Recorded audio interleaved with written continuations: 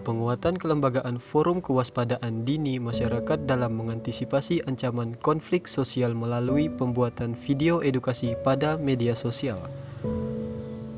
Dibuat oleh Gandut SIP, Analis Forum Kewaspadaan Dini Masyarakat Bagian Kesatuan Bangsa dan Politik Sekretariat Daerah Kabupaten Mempawah. Apa yang dimaksud dengan FKDM? Forum Kewaspadaan Dini sesuai dengan Permendagri nomor 46 tahun 2019 tentang perubahan atas peraturan Menteri Dalam Negeri nomor 2 tahun 2018 tentang kewaspadaan dini di daerah.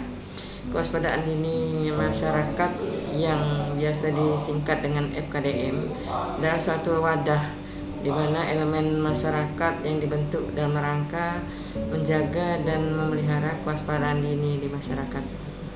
Sedangkan pendeteksian dini atau pencegahan dini adalah suatu usaha atau kegiatan yang dilakukan secara langsung maupun tidak langsung untuk mendeteksi dan mencegah permasalahan yang mempengaruhi penyelenggaraan pemerintahan.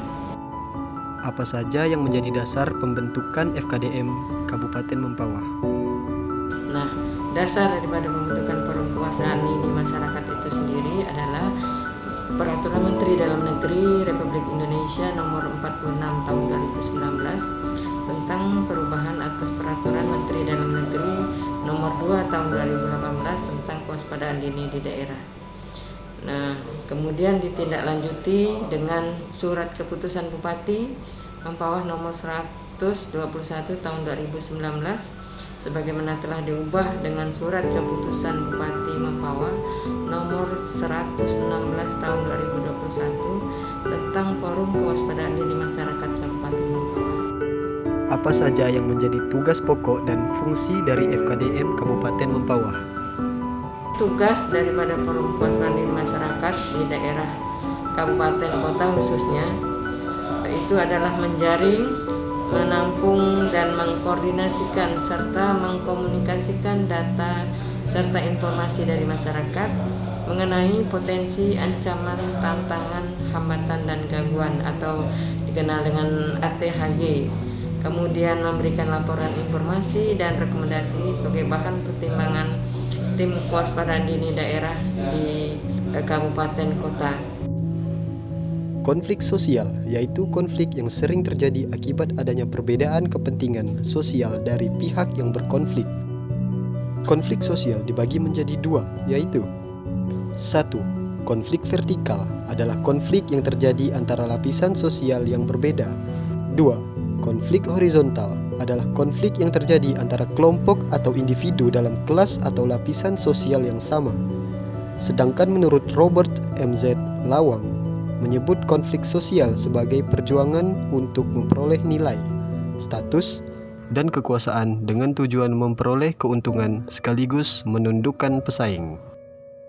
Bagaimana peranan FKDM dalam mengantisipasi terjadinya konflik sosial? Salah satu fungsi FKDM kan memberikan informasi secara aktual, kondisi baik, kondisi inspirasi maupun kondisi lapangan. Fungsi FKDM ini pertama satu pra kejadian, pra konflik, kemudian konflik itu terjadi sendiri, kemudian pasca konflik.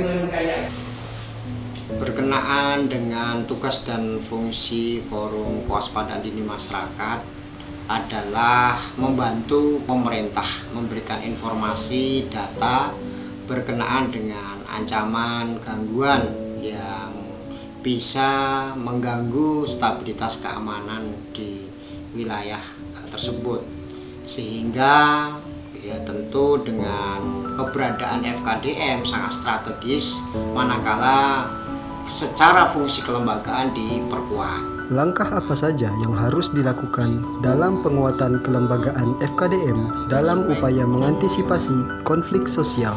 Nah, untuk memperkuat fungsi kelembagaan tersebut tentu dari aspek personil yang duduk di kepengurusan harus terus ditingkatkan kapasitasnya.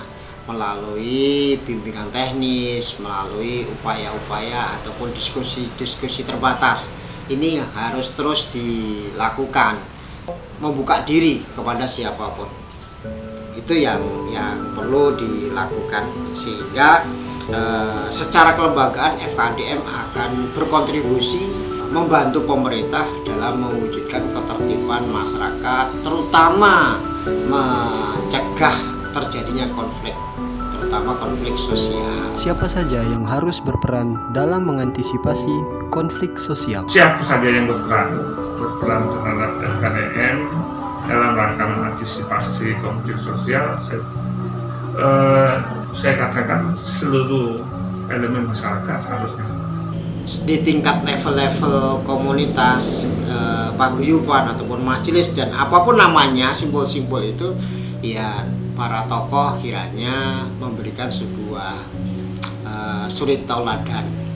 Jadi justru jangan sampai justru melempar informasi yang sifatnya nanti mengganggu ataupun memancing suatu kondisi yang nantinya bisa timbul pro dan kontra.